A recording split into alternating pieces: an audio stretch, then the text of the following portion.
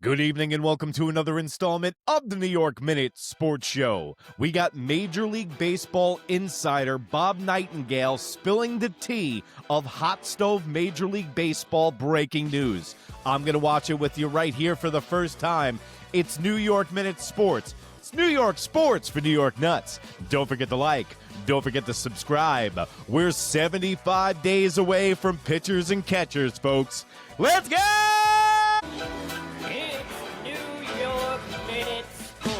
What's going on, guys? Thank you for joining me right here, New York Minute Sports. Don't forget to like, don't forget to subscribe.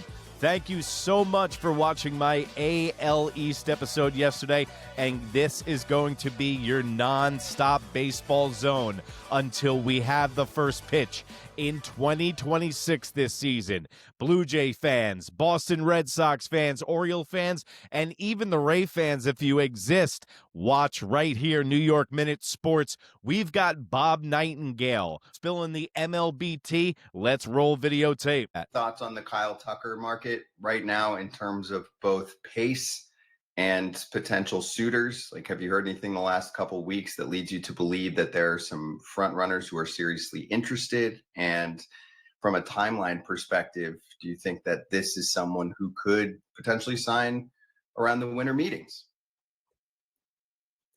I think he could sign winter meetings. I think with, Bellinger, if Bellinger's smart, he's probably going to say, hey, I want Tucker to sign first, then I'll piggyback off him. I'm not going to get the Tucker money, but I don't have to get that much less. I think, the same, couple of teams. You know what? Every day that passes, I think that the New York Yankees are more out on Cody Bellinger and more in on Kyle Tucker. Because Cody Bellinger now is the belle of the ball of the offseason because he doesn't cost the hefty price tag that Tucker warrants. Now, Cody Bellinger, you can get him for cheaper. Now the Toronto Blue Jays are looking at him. The LA Dodgers are looking at him. The New York Yankees, after the year he had in the Bronx, now he's looking at $36 million a year. And there was a report came out today that said the executives in baseball said the New York Yankees have an 0-6 chance of getting Cody Bellinger now and a 6 out of 10 chance of landing Kyle Tucker. So the discussions we were having over a week ago have completely flip-flopped, folks. So stay tuned right here on New York Minute to get all your breaking hot stove news. Now let's go back to foul territory. Teams were the Blue Jays, the Yankees, Los Angeles Dodgers. There's only, I think, 3 or 4 teams are interested. I don't think there's any chance in the world he goes back to Houston. They're not going to spend that kind of money. And I think teams like him, but they don't absolutely love him. This is 2 straight years now. He's had poor second halves with the injuries. The injuries seem like they take a long time, kind of slow recoveries here. And he's also been a guy that, he's not the, aircraft carrier. He's more, a supporting player. A very good, if not a great supporting player, but not the guy that, is going to sell a lot of tickets at the box office, not going to, lead you guys. Kyle Tucker's a glue guy. That's what it is. Kyle Tucker is a glue guy for your team. He's a winner. And he's also going to he's like the Mikal Bridges of the New York Knicks. He does everything that doesn't show up in the box score. He's fast. He steals bases. He plays sound defense. All those things that the New York Yankees are currently looking for and that we're looking for in Cody Bellinger. Kyle Tucker does the same things that Cody Bellinger does, but at a higher, better rate. He doesn't play first base, and he just plays left field, but Kyle Tucker is a more of a winner. Yeah, he's not that sexy pick, but in a weak free agency market, Kyle Tucker is the best player you can get. And guess what? He looked pretty good when he was beating the Yankees' brains in for all those years because I watched, okay? Now, the Toronto Blue Jays also, they were the heavy favorites for Kyle Tucker. Now that's flip-flopped, and it looks like the Toronto Blue Jays are the lead team to get Cody Bellinger. He's just more of a quiet demeanor.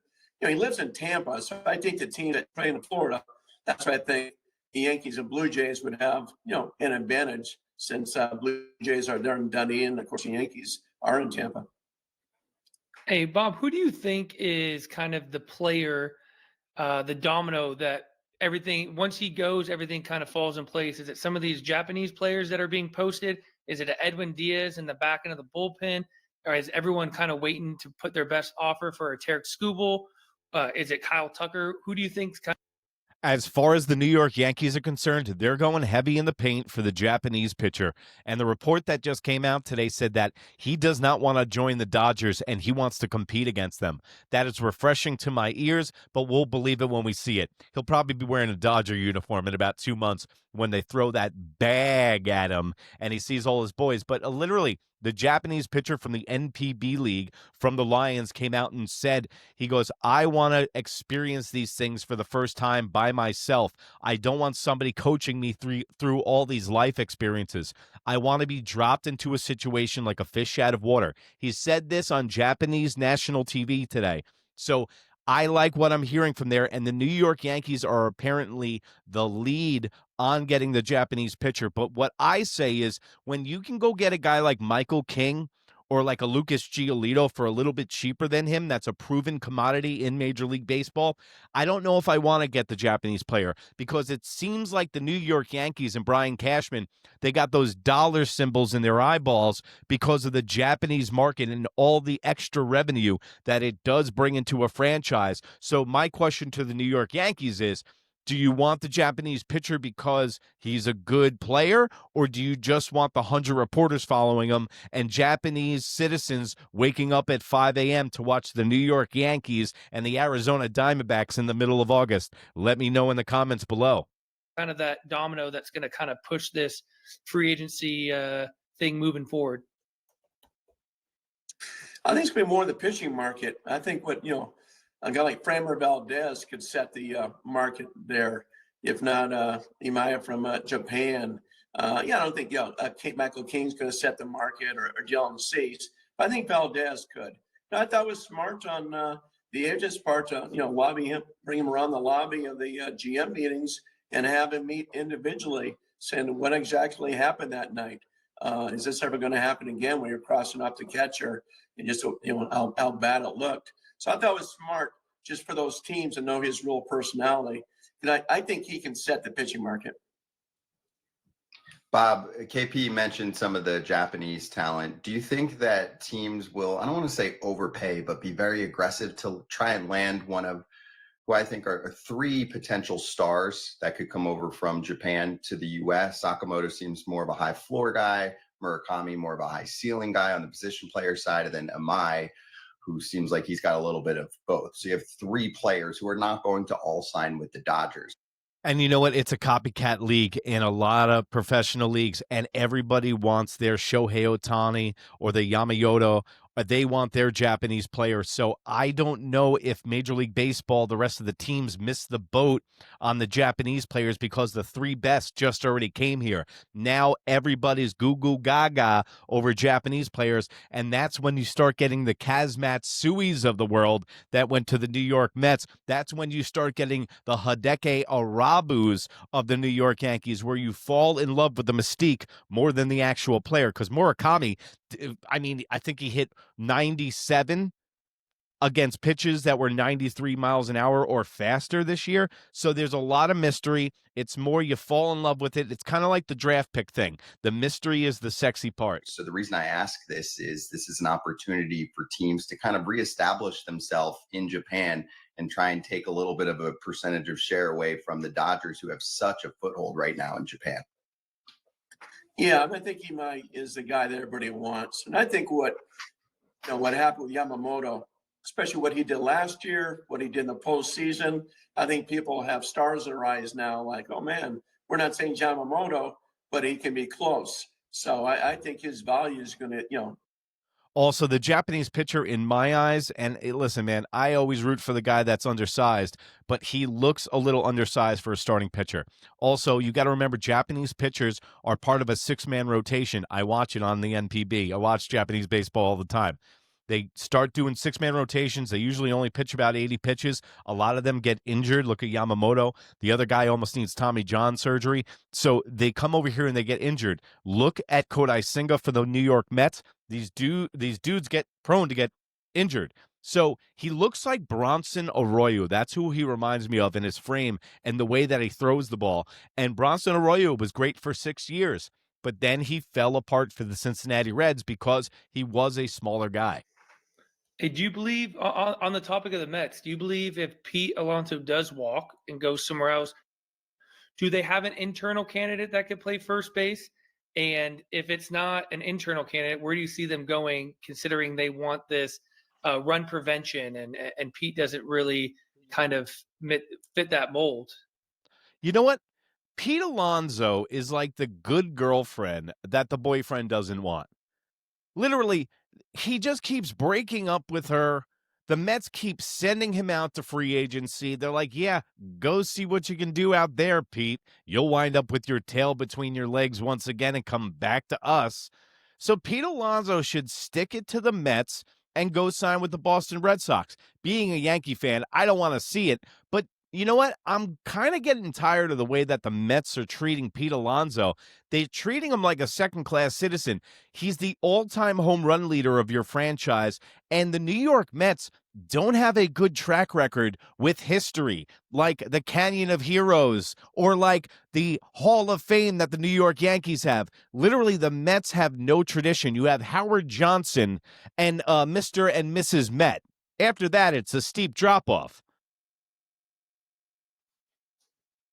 No, they could certainly, shift Mark Vientos over to first base if they want. There's some defensive guys out there. I mean, do they just go on the cheap, get a Paul Goldschmidt, bring him over? Do they go on the cheap and get a Reese Hoskins, who's a free agent and after spending 2 years in Milwaukee? So I would be surprised at all to say, you know what, we can mix and match at first base, but we're not going to put $30 to $40 million in a first base. Yeah, Vientos, that's a problem. Just like Trent Grisham, I think Vientos was the version of Trent Grisham this year. If you remember way back in the Wayback Machine 2 years ago when the Mets were in the playoffs, Vientos had a career year. Came out of nowhere, the third baseman from their farm system. And then they signed him to a contract, and he had a down year last year because guys that come out of the blue and have great years, they usually have a down year the next year. So by him saying Vientos playing first base, I don't know if the Mets can rely on Vientos' bat. We know the defense is there, but when it comes to that, I don't think he is the guy who the Mets think he is, and the rest of baseball thinks he is. Baseman did that last year and didn't make the playoffs. I think just more of a sure thing. I mean, he likes what Fit did as far as can be a fourth, fifth starter. Kind of jury's out a little bit on Clark. Had an unbelievable first half, kind of fell apart the second half. So even in Boston, the talent evaluators are saying, well, is he really a starter or is he a reliever? At worst, they say he's going to be a strong reliever. The ceiling is high, but they're reluctant to say, oh, this guy's going to be an ace or number 2 starter. Let me know what you think in the comments below. Did the Boston Red Sox give up too much of their farm arms in this deal for Sonny Gray? Because a guy that might not be able to produce in the pressure of the Boston Red Sox stadium. But listen, I was saying this the other day. You think New York is tough to play in, wait until you play in Boston. It's not only Massachusetts you have to deal with, you have to deal with the whole region of New England. And there's only one team. If you play in New York, the pressure's bad, but it's split. The fan base is split between the Mets and the Yankees. But in Boston, when you play, everybody is a Red Sox fan for the 6 states that are surrounding you. And these guys are not easy. I had a bunch of people in the comment section trying to debate me whether Yankee fans are more deplorable than Boston Red Sox fans. You know what the answer to that is? The Philly fans trump both the Boston Red Sox and the Yankee fans. But that whole debate is like trying to debate who's the best at shoveling shit. I think for Chaim Bloom, this is more of a sure thing. And it's going to appease the fans too, instead of getting 3 young guys you're kind of throwing craps on and see if it works out or not.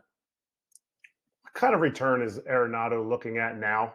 We knew what the return could kind of look like with Houston. Houston was willing to take a little bit more of the money, and Everybody was clamoring for Arenado on the Yankees last year, and you got to remember DJ LeMahieu and Paul Goldschmidt are his two best friends. So they weren't going to bring Arenado to the team to take one of his best friend's spots. And also, I don't want anything to do with him. He's old. Listen, he's a great ball player, don't get me wrong. And any team that he goes in, he'll give you Gold Glove level defense. But for the price tag that he has, I think it's around $26 to $28 million. His better days are past him, and he can't hit anymore. When the Yankees were talking about him, I thought it was going to be Josh Donaldson 2.0. And now the Yankees had that a little bit in Ryan McMahon because the price tag on him is $18 million. And in my eyes, Ryan McMahon is a defensive replacement after the seventh inning.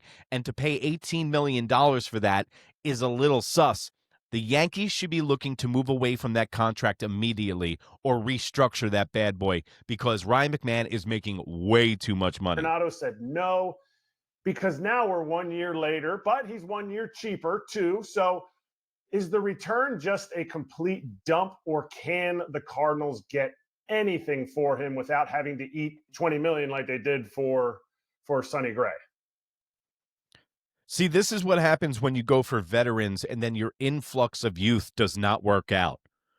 Like the St. Louis Cardinals were going for it a few years back with Sonny Gray, with Nolan Arenado, and they were signing those big names. Then the youth came in and they just didn't produce. Kind of like the Baby Bombers 2.0. I mean, they had more success in the St. Louis Cardinals, but guess what? When the youth doesn't produce and that window closes and then you're stuck with these big contracts and you're standing around, look at the Philadelphia Phillies right now. Look at the St. Louis Cardinals. It's happening all over Major League Baseball. And not to mention, whatever's going to go down in 27 with the contracts, it skews everything. Notice how many guys took qualifying offers this year. The number is insane. I've never seen so many players take the initial qualifying offer because the great unknown is we don't know what's going to happen in a strike year. All right, let's look at the Cards' return in this trade for Sonny Gray.